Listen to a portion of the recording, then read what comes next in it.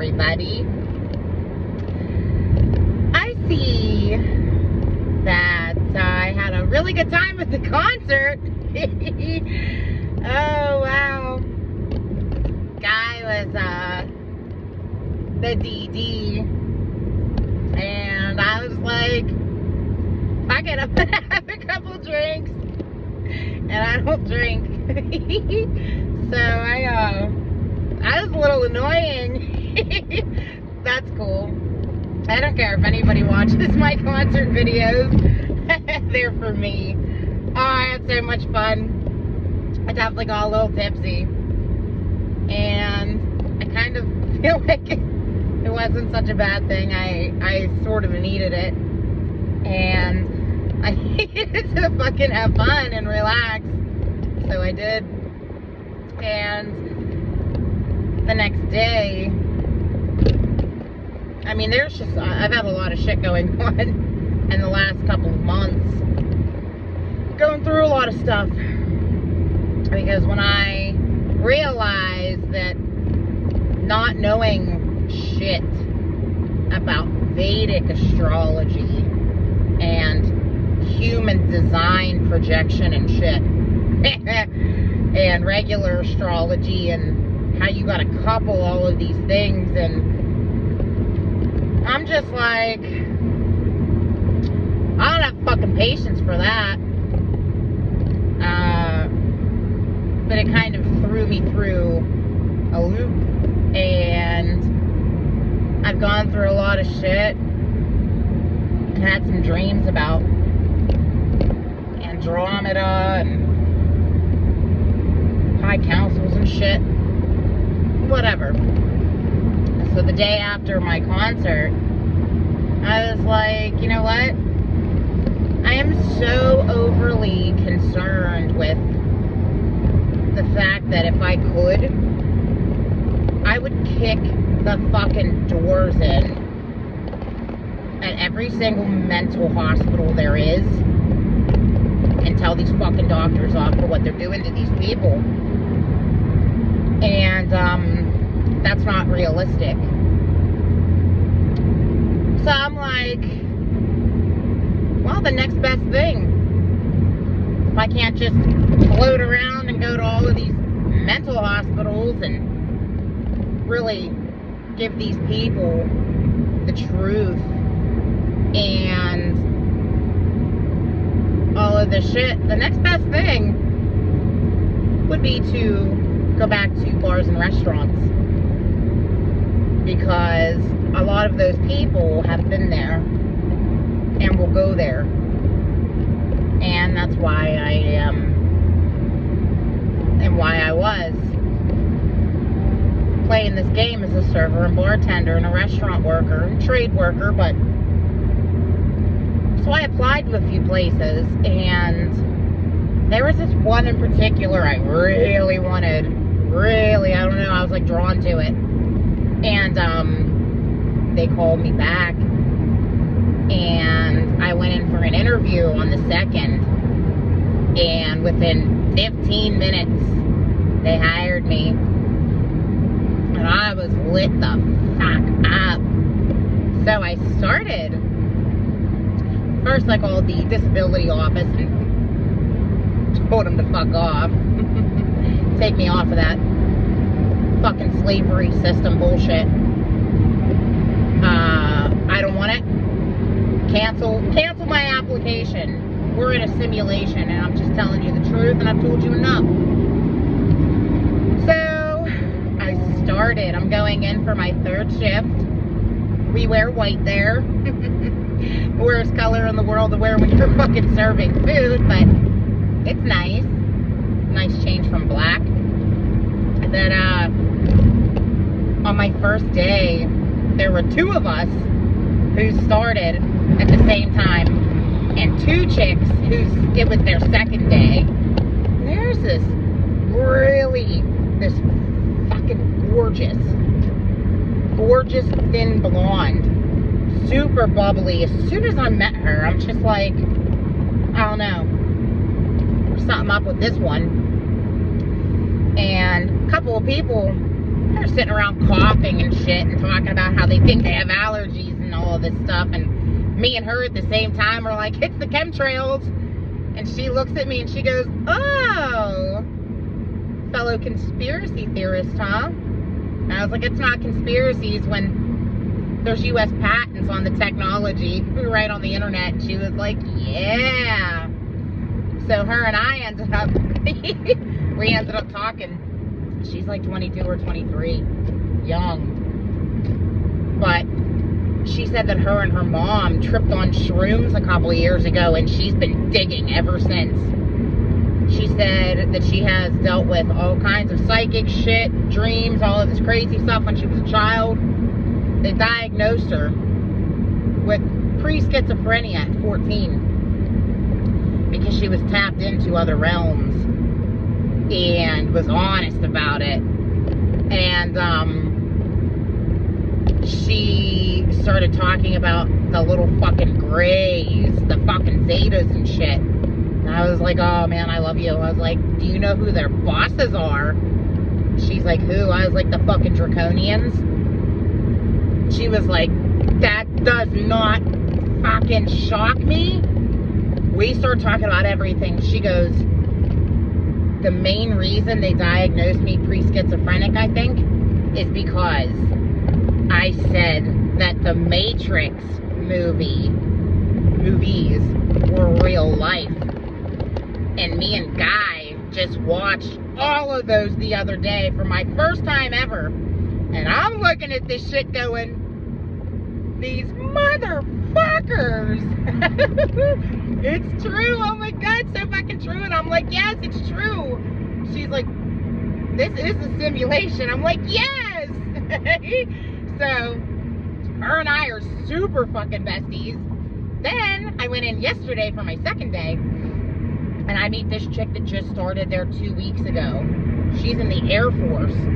She's going for a PhD in psychology right now, and she's getting the fuck out of the Air Force right now because of how disgusting the military is. And I told her about Guy and how he's an infantryman, and she was like, oh, I feel so bad for him. She said they are the grunt workers and the foot soldiers, and they get shit on and all of this shit.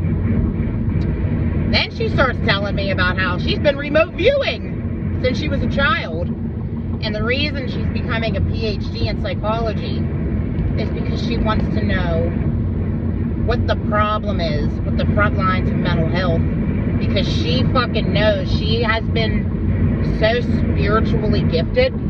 This woman's wild. She's a Golden Glove boxer. I'm gonna get her birthday next time I see her.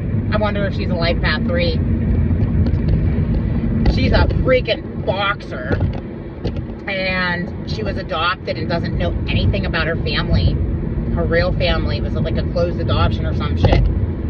And I was like, do you know where you're from? And she was like, I have no clue. And I was like, you look Russian with like Middle Eastern features or something. Like, she was like, that's exactly what I think. She said, I'm pretty fucking sure that I am some kind of a Middle Eastern Russian.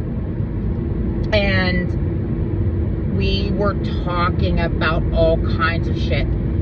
I said, have you heard of the Indigo Children or Star Seeds? And she was like, yes. She was like, I'm pretty sure, I'm not positive. She's like, I'm pretty sure I'm one of them. And I was like, I'm pretty sure you are too, Toots. Love her. Love it. These women, especially, are getting gaslit so fucking bad. Started talking about how she's pretty fucking sure that she's been gang stalked, and I'm like, oh, I'm sure.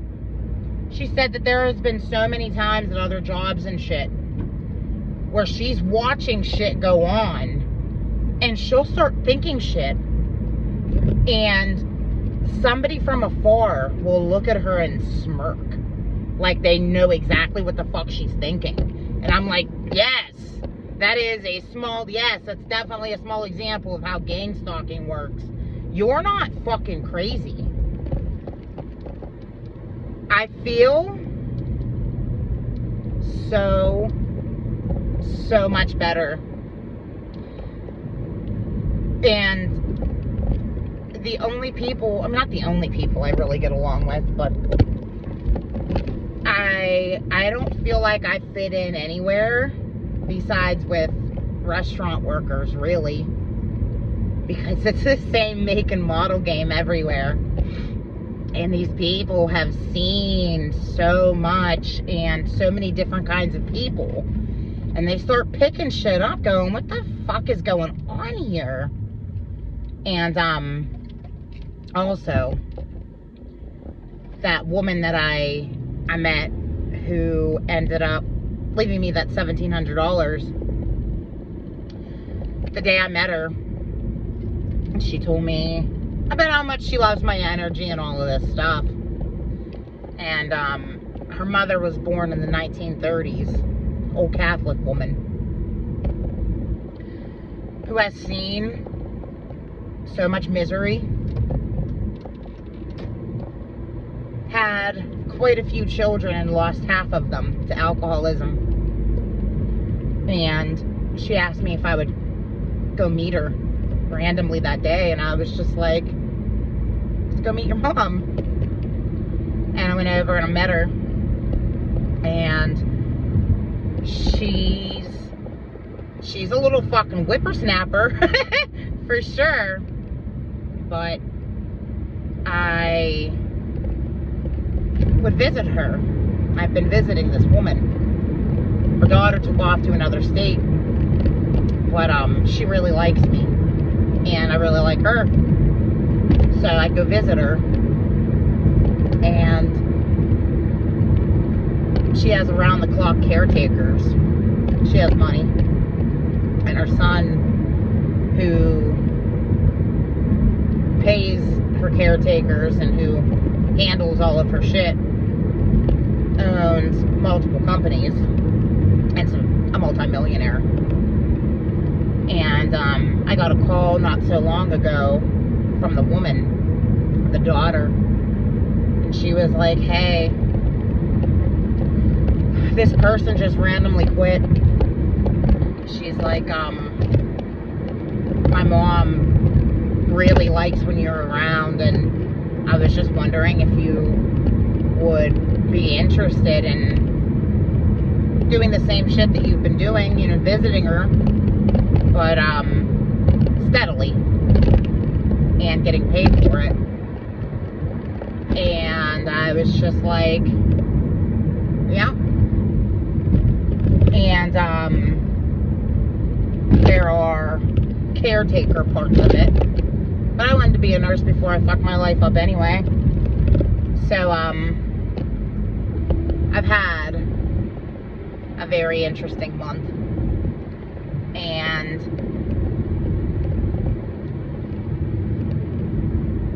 I don't know, I guess the game is just to not give up. So fuck disability.